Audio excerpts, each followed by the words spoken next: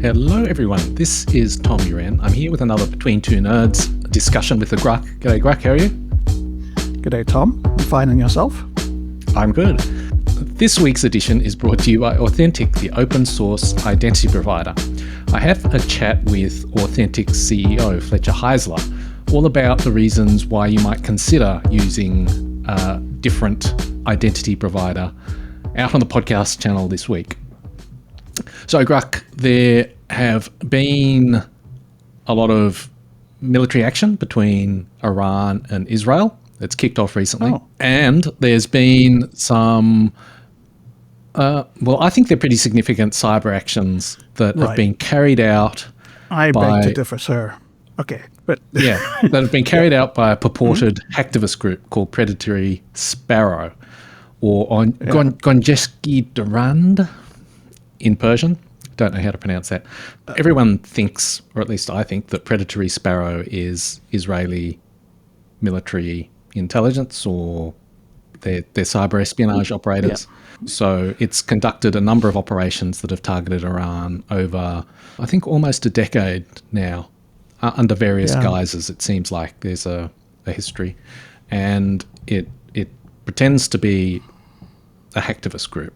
So way back in BTN number 2, we spoke about Predatory Sparrow, and they're interesting, or they were interesting at the time because they took a lot of steps to try and demonstrate that they were conducting responsible cyber operations. So they were doing things like minimizing collateral damage.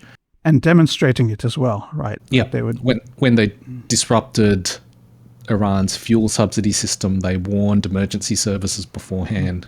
They tried to avoid actually harming people in some pretty steel plants. Spectacular, some pretty spectacular steel furnace attacks with molten steel flowing all over the place.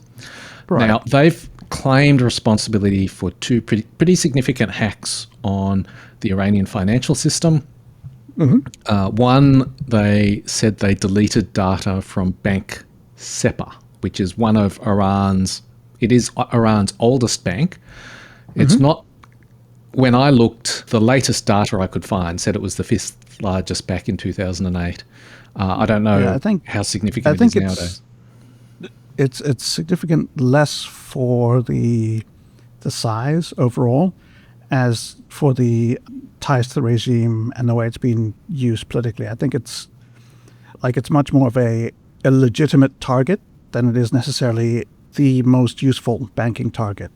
Yeah. So we've got, it appears, slightly different views on that. So we'll talk about that. There's also an attack on a cryptocurrency exchange, and there's a third potential attack that kind of could be Predatory Sparrow, but they've not claimed responsibility. So we'll talk about that as well. And there's even a legitimate reason why they might not claim responsibility. Yeah, but we'll explore that. So let's start with Bank SEPA, if that's how you pronounce it. And it's pronounced fish. They've claimed responsibility. So a UK-based newspaper that covers Iran reported on all sorts of disruption. So, people can't get money out, ATMs don't work, you can't buy internet, like top up your internet, bank systems are crashing. Now, Patrick and I spoke about this, and my feeling was that it's potentially very significant because the reason people worry about banking attacks, and you've got a different view, is that it's a system, right? And so, like the 2008 financial crisis, it wasn't all banks everywhere having a problem. It was contagion caused by the collapse of a particular bank. And was that the same in 2016? A couple of times it's a particular bank that has a problem and that spreads, things clog up, it gets very difficult to get anything done. Policymakers run around panicking, huge amounts of money get spent. Now, this is occurring in Iran, where there's also missiles flying and blowing things up. People are leaving Tehran.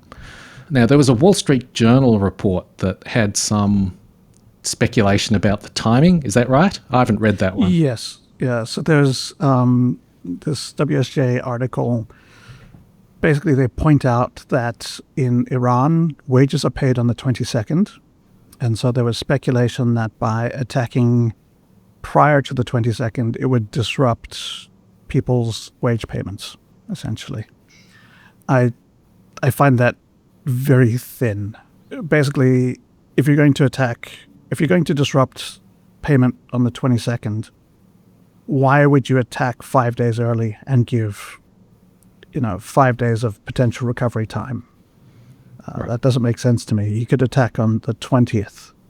I think that the timing there doesn't support it. And also I think that culturally, the Iranians are used to delays in being paid their wages. So it doesn't have any sort of salience or resonance of like, oh no, now we're not getting paid. Let's go to the streets. Like it's not a thing.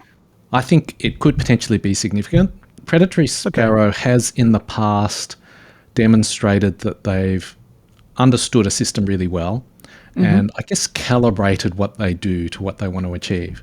So it seems to me at least plausible that they could have done things like totally destroy the bank, like delete backups, in which case the timing, 5 days, 2 days, doesn't matter. Okay. I feel like this is the least imaginative, least creative attack so far. Except for the other one that they've also done in this war. Right. So I guess going back, it's very much the like, here we are going after their steel plant. We're going to attack the CCTV and we're going to make sure that we can like create a video showing that we're doing this responsibly and no one's getting harmed. Like that's interesting. Here we are going after the banks during wartime, and we've interrupted the banking system. Like that's so pedestrian. It doesn't. I mean, they are from their point of view. They're feel cool in the same way. But I don't think that that's in one of their key indicators. I'm sure it is. I'm sure it's their top things. They're sitting there and they're like, no, it needs more pizzazz. Well, I think they're tearing up things, going, this is like it's not creative enough. It doesn't inspire, Well, I mean, so some of the attacks like it. I think that's probably one of their checklist items. Well, some of the attacks that they've done, they've disrupted Iranian train systems, and they had the Ayatollah's phone number, office number, as a place to call if you want to complain, displayed on like terminal systems in train stations. And for the fuel subsidy attacks, they did the same things. The Bowsers would display Khomeini's office if you number. have an issue, and in that sense, I think you were right that part of the point was to get publicity. But I think when you're in an actual shooting war where missiles are being lobbed back and forth, like that is no time to give up on doing cool stuff just because. So, but I think to me that makes sense that you would drop that as a priority because just there's bigger things going on. You're not going to cut through by having the phone number on the ATM machine or something. Yeah, but those, it's so uninspiring as an attack vector. Like I'd expect something more interesting where they'd say, make the ATMs outside of Tehran start spitting money, so that people be inspired to leave. Even if you did that to the ATMs inside Tehran, like that seems like it would be more consequential to the bank, as if cash was physically removed from their ATMs. That would be a thing that impacts them, and it would be good for the people because they would have money. Yep. Yeah, I actually prefer that as an attack. It would still have serious consequences for the system, but I think it's it feels like there's less collateral damage. It's nice, right? Yeah. It's a nice attack. It's just that's the sort of thing I prefer, right? It's you don't have to be mean about it. You can find a way of doing clever things. If you wanted to be particularly clever about it, you could probably target ATMs in areas away from regime targets, and that would encourage people to not be around when you're bombing things like factories that have missile components or whatever. It would be a way of incentivizing people to get away from areas of interest. That seems like a more exciting attack than to just wipe things. Like wiping things is what Russians do. It's just It lacks subtlety and cleverness. Yeah, I was looking at the history of bank attacks, and it seems like the Russians tried several wiper attacks, and as far as I can tell, they didn't seem to amount to anything. There was no reporting of the subsequent disruption or anything like that. So this seems significant in that it was a wiper attack that actually worked. Seems to have worked. Yeah, I think that they probably put more, that they had more time to prepare. I don't think the Russians have had months or even years, possibly, of working to understand the system, to figure out what they're going to need to do to develop the malware, to do the sort of attack which is going to absolutely guarantee that you're wiping out things that will impact, the ATMs and the online banking and all of this other stuff. Like I don't think they started last week.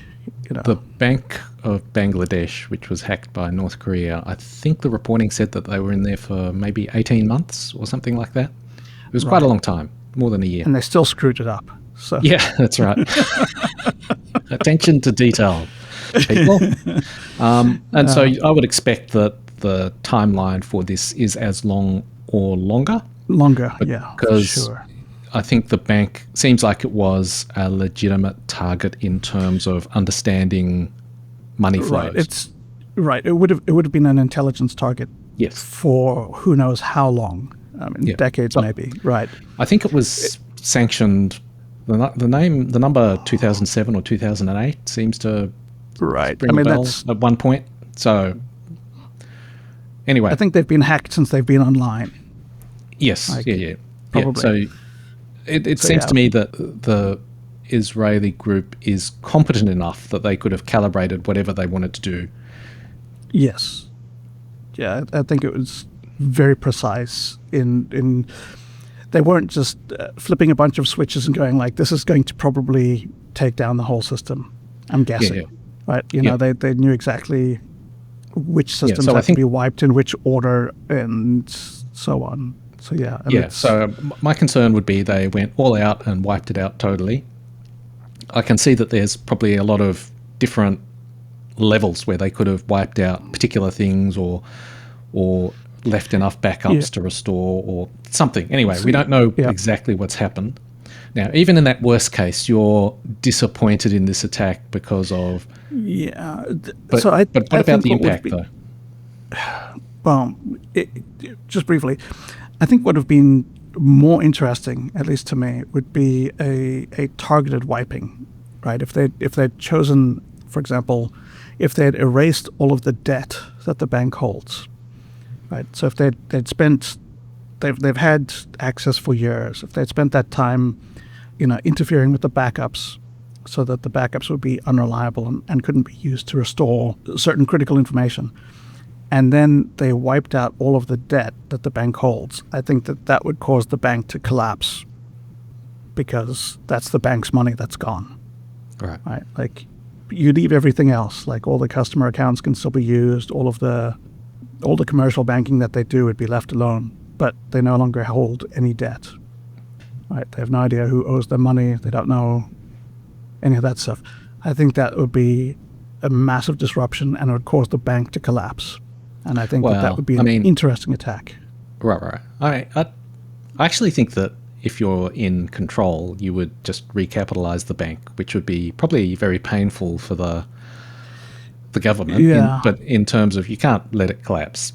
I guess given that there's essentially a war going on at the same time, it becomes quite difficult to organize things. I don't think people are going to be that bothered. And I think part of the reason for that is because there's a war on. The priority that a lot of people have is getting out of Tehran, saving themselves and their families, sort of, the whole, like, they will be upset because their wages aren't paid. That strikes me as, on Maslow's hierarchy of needs, that's not quite at the, water and food level. But I mean, if they can't get their money out, that is sort of only one step away from the water and food thing, right? Sure, but again, this is, like, it wouldn't be the first time that this has been delayed. Like, it's not pleasant, but my understanding is that there's sort of systems in place that they're used to, like, okay, well, when we don't have money, here's how we still survive without it. Right. There's ways and means around it. And then there's a sort of rally around the flag effect that happens when people get bombed. And so I think that attacking the bank and making the bank not work, probably it's going to raise support for the regime and harden feelings against the enemy, who's now interfered with the ability to get money. Right? Like I don't think people are going to blame the Ayatollahs for the fact that they can't get cash. They're going to blame the people dropping missiles on them. Yep. It doesn't seem to have any of the psychological effects that some people are attributing to it. Right. Yeah. So that to me seems an argument in terms of doing something very precisely calibrated that doesn't disrupt the operation of the bank, but just disrupts, like, I don't know, change the IRGC accounts to 0 or negative. I mean, even better, just change them to like 20 billion.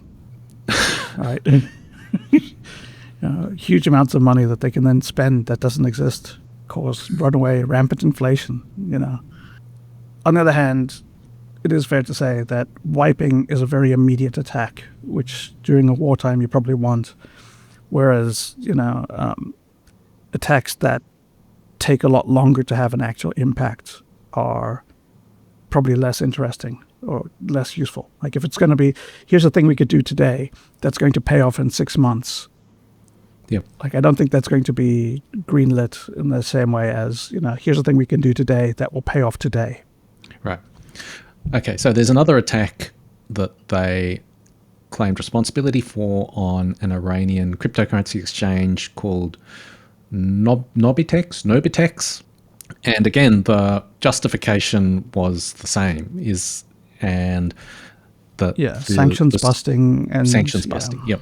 And, you're supporting the regime, you're actually telling people how to avoid sanctions and get around them.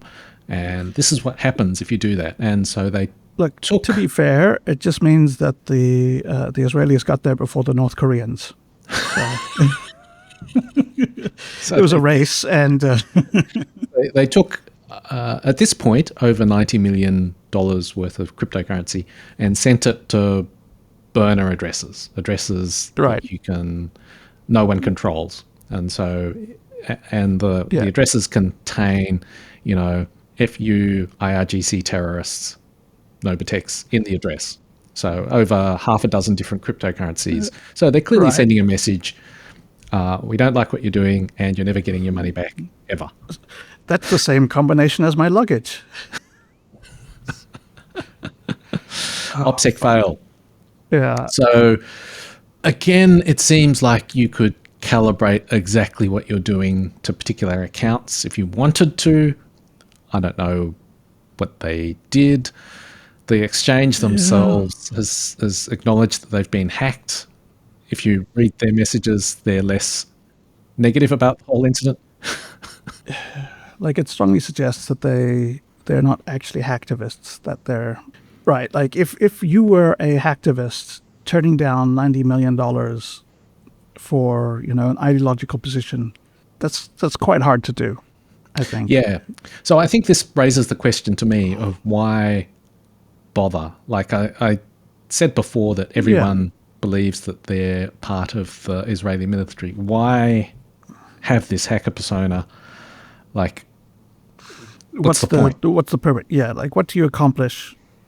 I don't have a good answer. One thing that occurs to me is it provides enough plausible deniability that Iranians can support the actions, which they wouldn't be able to do if it was directly claimed by the Israelis. Like if Mossad or the IDF issued a statement saying, we have done this attack, there's no way anyone could support it. Whereas by having an attribution front, people could say, well, yeah, okay, there's speculation that it's Israel, but still they're doing good things.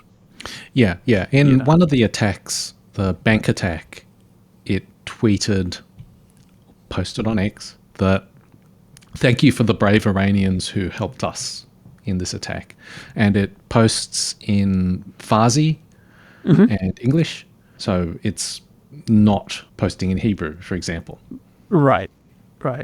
To me, it seems that if there is a reason, it's simply to avoid the taint of Israel, Right. just enough that people can get behind it, right? It's a sort of face-saving thing. Like, it's not meant to be rock solid in any way. It's just meant to be sufficiently reliable that if someone wants to believe, Yep. they can convince themselves that, And to me, that does seem useful. From an OPSEC perspective, if you start out with a persona, if you decide to drop the persona in the future, that's fine. Yep. But if you start out without a persona, you can't sort of retroactively add one back in, right? Like, it's too late. You can't take it back. Right. So I think it sort of future-proofs in a way. Like, it means that it gives them some options of what to do. They can choose to reveal or not when it becomes worthwhile. So I guess that brings us to the third potential attack, which is that it's definitely an attack. Whether it was Predatory Sparrow is an open question at this point. They've not claimed responsibility, but Iranian TV was hacked, air quotes, and played messages calling for regime change. I'd point out that this mirrors the sort of, there's a lot of tit-for-tat TV hacking in the Russia-Ukraine cyber war. I think I documented like 8 incidences, sort of 4 on each side. And generally speaking, they seem to me to have been done, barring one exception, they seem to have been done by actual hacktivists, in that it was a very, it would be like the Crimea local public access TV was hacked. Not major stuff. It was always these little out of the way things. And then the content that was played was not custom developed.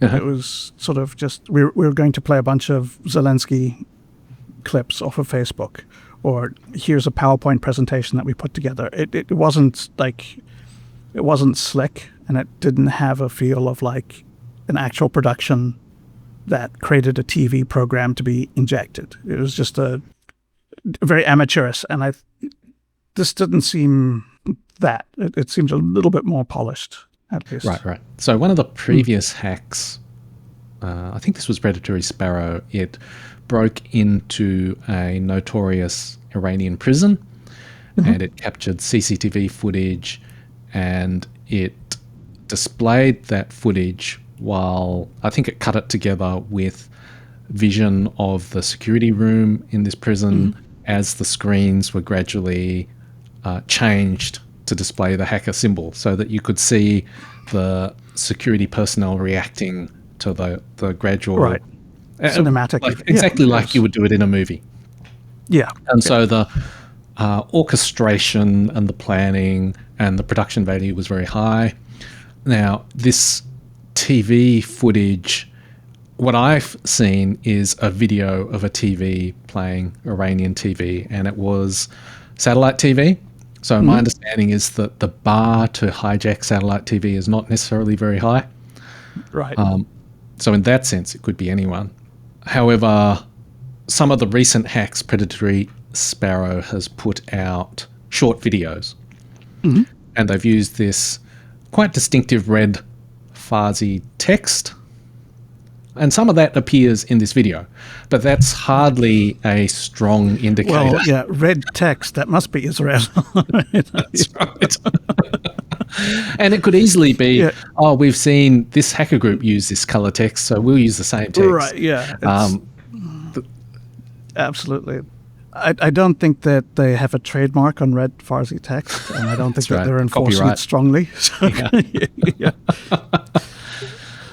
So I'll say a couple of things on this. One is that it's a little bit more in line with the sort of strategic aim of things they've done in the past, which is to sort of foment resentment against the regime. Right. So this is very directed along the same strategic lines as some of their previous attacks, where they've, when they went after the trains and they said, call the Ayatollah to complain. And they went after the fuel and it was all timed, and it, called the Ayatollah to complain. These are very specifically anti-regime things. And this seems in the same vein, which, to be fair, anti-regime is, again, it's a sort of the red text. Yeah. It's not necessarily exclusive.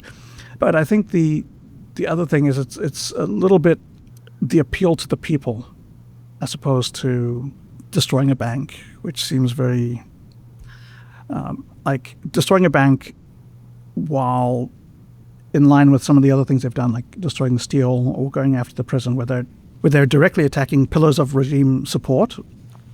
They've also tended to try and couple that with this sort of emotional, psychological angle as well, which they didn't seem to do with the bank.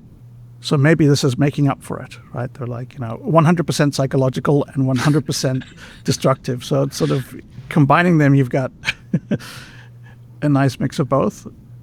It feels a little bit more Predatory Sparrows in that it's in line with what they would do, but it's also it's not as impressive technically as their other stuff. It lacks that wow factor.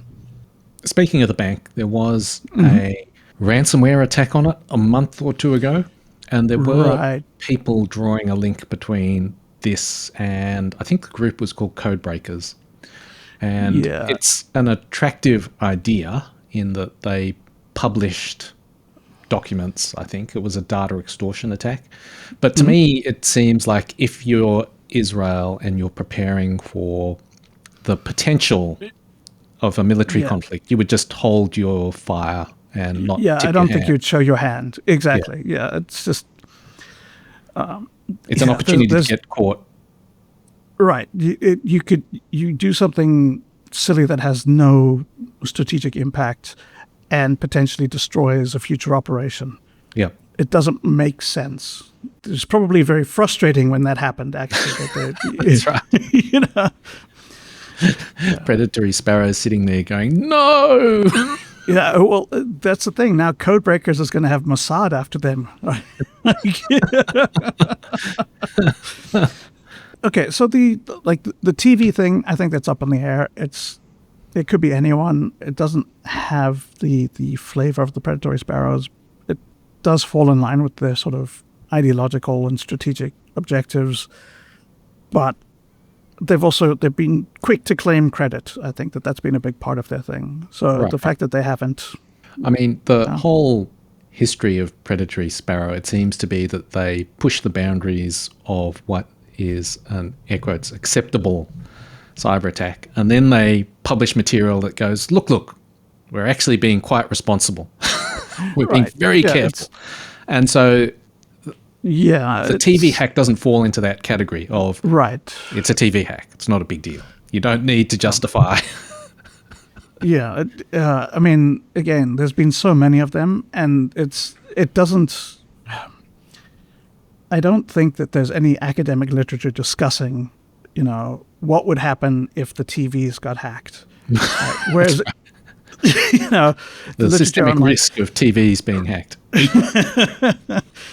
Whereas, the foundation of our financial system, what if that gets hacked? Or what if industrial systems that are now controlled by computers, if those get hacked and get taken over remotely, That's the sort of thing that worries people, or our transportation infrastructure.